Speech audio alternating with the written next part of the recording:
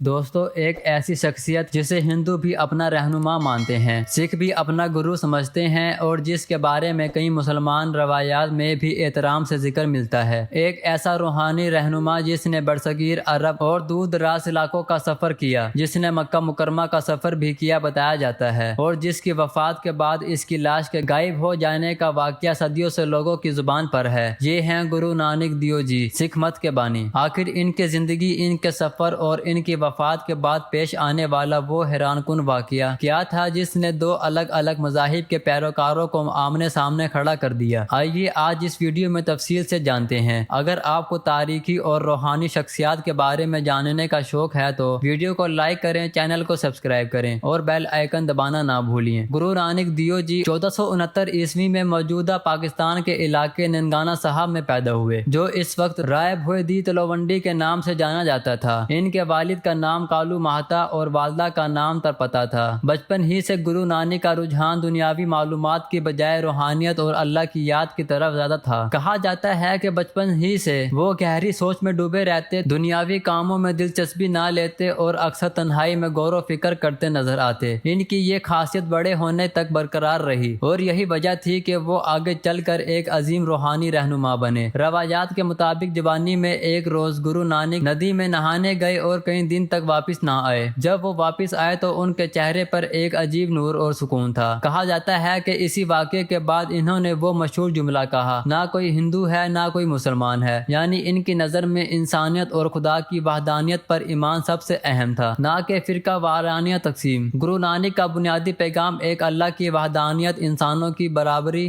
ذات پات کے نظام کے مخالفت، سچائی، محنت اور بانٹ کر کھانے کی تعلیم پر مبنی تھا۔ انہوں نے کسی نئے مذہب کی بنیاد رکھنے کا دعویٰ نہیں کیا تھا، بلکہ ان کے پیروکار بعد میں سکھ کہلائے اور یوں سکھ مت کی بنیاد پڑی۔ یہ ایک ایسا سوال ہے جس پر مختلف حلقوں میں مختلف رائے پائی جاتی ہیں۔ تاریخی طور پر گرو نانک نے کسی مخصوص مذہب کو رسمی طور پر قبول نہیں کیا، بلکہ ان کی تعلیمات میں ہندو مت اور اسلام دونوں کے کچھ عناصر جھلکتے ہیں، جیسے توحید پر زور، بت پرستی کی مخالفت اور روحانی سادگی۔ یہی وجہ ہے کہ کئی صوفی روایات میں انہیں ایک ولی اللہ اور بزرگ کی حیثیت سے بھی دیکھا جاتا ہے، جبکہ سکھ روایات میں انہیں ایک الگ اور مکمل روحانی رہنما کے طور پر پیش کیا جاتا ہے، جنہوں نے سب مذاہب سے بالاتر ہو کر ایک اللہ کی طرف بلایا۔ تاریخی اسناد کی روح سے یہ کہنا کہ گرو نانک نے باقاعدہ اسلام قبول کر لیا تھا مستند نہیں مانا جاتا، البتہ ان کی تعلیمات اور طرز زندگی میں توحید اور صوفیانہ رنگ نمایاں طور پر پائے جاتے ہیں، جس کی وجہ سے یہ سوال صدیوں سے زیر بحث رہا ہے۔ گرو نانک نے اپنی زندگی کا بیشتر حصہ سفر میں گزارا۔ ان کے یہ سفر سکھ روایات میں اداسیاں کہلاتے ہیں۔ ان کی تعداد 4 بتائی جاتی ہیں۔ ان سفروں میں انہوں نے ہندوستان کے طویل و عرض کے علاوہ سری لنکا، تبت، افغانستان، ایران اور عرب کے علاقوں کا سفر کیا۔ پہلی اداسی میں وہ مشرقی ہندوستان اور بنگال کی طرف گئے، دوسری اداسی میں جنوبی ہندوستان اور سری لنکا کا رخ کیا، تیسری اداسی میں شمال کی طرف تبت اور ہمالیہ کے علاقوں کا سفر کیا، اور چوتھی اور آخری اداسی میں وہ مغرب کی طرف روانہ ہوئے، جہاں وہ مکہ مکرمہ، مدینہ منورہ، بغداد اور دیگر اسلامی مراکز تک پہنچے۔ سکھ اور بعض مقامی روایات کے مطابق گرو نانک اپنی چوتھی اداسی کے دوران مکہ مکرمہ پہنچے۔ کہا جاتا ہے کہ انہوں نے وہاں کے علماء اور صوفیہ سے مذہبی گفتگو کی اور اپنے پیغام توحید کو بیان کیا۔ اس سفر سے متعلق ایک مشہور روایت یہ بھی بیان کی جاتی ہے کہ جب گرو نانک خانہ کعبہ کے قریب آرام کر رہے تھے تو ان کے پاؤں کعبہ کی طرف تھے۔ ایک مقامی شخص نے اعتراض کیا کہ اللہ کے گھر کی طرف پاؤں کرنا مناسب نہیں۔ روایت کے مطابق گرو نانک نے جواب دیا کہ میرے پاؤں اس طرف کر دو جدھر اللہ کا گھر نہ ہو۔ کہا جاتا ہے کہ جس طرح بھی ان کے پاؤں کیے گئے وہاں خانہ کعبہ نظر آنے لگا، جس سے یہ پیغام ملا کہ اللہ ہر طرف ہے، ہر طرف اور ہر جگہ موجود ہے۔ یہ روایت اگرچہ سکھ روایات اور زبانی داستان میں مقبول ہے، لیکن تاریخی طور پر اس کی مکمل تصدیق مختلف ذرائع سے مختلف انداز میں ملتی ہے۔ بہرحال یہ واقعہ گرو نانک کے اس بنیادی پیغام کو ظاہر کرتا ہے کہ اللہ کسی ایک سمت یا مقام تک محدود نہیں بلکہ ہر جگہ موجود ہے۔ اس سفر کے دوران گرو نانک کے ساتھ ان کا قریبی ساتھی بھائی مردانہ بھی ہمراہ تھا، جو ایک مسلمان تھا اور ربابی سازی بجا کر گرو نانک کے کلام کو موسیقی کی صورت میں پیش کرتا تھا۔ گرو نانک اور بھائی مردانہ کی دوستی اس بات کی مثال پیش کرتی ہے کہ کس طرح مختلف مذاہب کے لوگ محبت اور احترام کے ساتھ ایک ساتھ رہ سکتے ہیں۔ اپنے طویل سفروں کے دوران گرو نانک نے جگہ جگہ لوگوں کو اپنے پیغام سے آگاہ کیا۔ انہوں نے ذات پات کے نظام کو مسترد کیا، عورتوں کے حقوق کی بات کی اور لنگر یعنی مفت کھانا تقسیم کرنے کی روایت شروع کی جو آج بھی گرودواروں میں جاری ہے۔ ان کی تعلیمات میں محنت کر کے کمانا، اپنی کمائی سے بانٹنا اور ہر وقت اللہ کو یاد رکھنا بنیادی اصول تھے۔ ان کی زندگی کا سب سے آخری دور کرتارپور موجودہ پاکستان میں گزرا، جہاں انہوں نے اپنے پیروکاروں کے ساتھ ایک خود کفیل کمیونٹی قائم کی اور کھیتی باڑی کرتے ہوئے اپنی تعلیمات جاری رکھی۔ گرو نانک کا انتقال 1539 عیسوی میں کرتارپور میں ہوا۔ ان کی وفات کے حوالے سے ایک ایسا واقعہ روایت کیا جاتا ہے جو صدیوں سے لوگوں میں تجسس کا باعث بنا ہوا ہے۔ روایت کے مطابق گرو نانک کے پیروکاروں میں ہندو اور مسلمان دونوں شامل تھے۔ جب ان کی وفات کا وقت قریب آیا تو ان کے ہندو پیروکار چاہتے تھے کہ ان کی آخری رسومات ہندو روایت کے مطابق آخری رسومات یعنی آخری رسم آتش سپردگی سے ادا کی جائے، جبکہ مسلمان پیروکار چاہتے تھے کہ انہیں اسلامی طریقے کے مطابق دفن کیا جائے۔ روایت میں بیان کیا جاتا ہے کہ دونوں فریقین کے درمیان اس بات پر اختلاف پیدا ہو گیا کہ گرو نانک کے جسد خاکی کے ساتھ کیا سلوک کیا جائے۔ گرو نانک نے ایسی روایات کے مطابق دونوں فریقین کو مشورہ دیا کہ وہ ان کے جسم کے اوپر پھول رکھ دیں، ایک طرف ہندو پھول رکھیں اور دوسری طرف مسلمان، اور ان کے جسم پر ایک چادر ڈال دی جائے۔ کہا گیا کہ صبح جس طرح کے پھول تازہ رہیں گے وہی فریق ان کی رسومات ادا کرے گا۔ روایت کے مطابق جب اگلی صبح چادر ہٹائی گئی تو وہاں گرو نانک کا جسم موجود نہیں تھا، صرف پھول باقی رہ گئے تھے اور دونوں طرف کے پھول تازہ تھے۔ اس پر دونوں فریقین نے اپنے اپنے پھول لے کر اپنی اپنی روایت کے مطابق رسومات ادا کی۔ مسلمانوں نے پھولوں کو دفن کیا جبکہ ہندوؤں نے اپنی آتش سپرد کیا۔ یہ واقعہ سکھ روایات میں گرو نانک کی روحانی عظمت کی ایک بہت بڑی علامت کے طور پر بیان کیا جاتا ہے اور اسے اس بات کی دلیل کے طور پر پیش کیا جاتا ہے کہ ان کی تعلیمات کسی ایک مذہب کی نہیں بلکہ پوری انسانیت کے لیے تھی۔ یہ ضروری ہے کہ اس واقعے کو ایک زبانی اور روایتی داستان کے طور پر سمجھا جائے جو صدیوں سے سینہ بہ سینہ منتقل ہوتی آئی ہے۔ مختلف مذہبی روایات میں اس کی تفصیلات اور معمولی فرق بھی پایا جاتا ہے، لیکن بنیادی پیغام ہر جگہ ایک ہی ہے: اتحاد، احترام اور انسانیت۔ آج گرو نانک کے بجائے پیدائش ننکانہ صاحب اور ان کی آخری آرامگاہ کرتارپور صاحب دونوں پاکستان میں واقع ہیں، اور یہ دونوں مقامات دنیا بھر کے سکھ یاتریوں کے لیے مقدس ترین مقامات میں شمار ہوتے ہیں۔ ہر سال ہزاروں سکھ یاتری بھارت اور دنیا کے دیگر ممالک سے پاکستان کا سفر کرتے ہیں تاکہ ان مقدس مقامات کی زیارت کر سکیں۔ کرتارپور راہداری کے قیام کے بعد یہ سفر مزید آسان ہو گیا اور یہ راہداری آج بھی پاک بھارت تعلقات میں ایک مثبت اور روحانی پہلو کے طور پر دیکھی جاتی ہے۔ گرو نانک دیو جی کی زندگی ہمیں یہ سبق دیتی ہے کہ حقیقی روحانیت مذہبی تفریق سے بالاتر ہو کر انسانیت، محبت اور خدمت خلق پر مبنی ہوتی ہے۔ ان کے سفر، ان کی تعلیمات اور ان کی وفات کے بعد پیش آنے والا مشہور واقعہ، یہ سب اس بات کی طرف اشارہ کرتے ہیں کہ حقیقی عظمت کسی ایک مذہب یا فرقے تک محدود نہیں ہوتی بلکہ وہ پوری انسانیت کی میراث بن جاتی ہے۔ آج بھی جب ہم گرو نانک کی تعلیمات پر غور کرتے ہیں تو ہمیں یہ احساس ہوتا ہے کہ محبت، رواداری اور باہمی احترام ہی وہ اصل پیغام ہے جو انہوں نے صدیوں پہلے دیا تھا اور جو آج بھی اتنا ہی متعلقہ ہے۔ دوستو، یہ تھی گرو نانک دیو جی کی زندگی، ان کے سفروں اور ان کی وفات کے بعد پیش آنے والے مشہور واقعے کی تفصیلی داستان۔ اگر آپ کو یہ ویڈیو معلوماتی لگی ہو تو اسے لائک کریں، اپنے دوستوں کے ساتھ شیئر کریں اور کمنٹ میں بتائیں کہ آپ مزید کن روحانی شخصیات کے بارے میں جاننا چاہتے ہیں۔ چینل کو سبسکرائب کرنا نہ بھولیے تاکہ ہم آپ تک ایسی مزید تاریخی اور دلچسپ ویڈیوز پہنچاتے رہیں۔ اللہ حافظ۔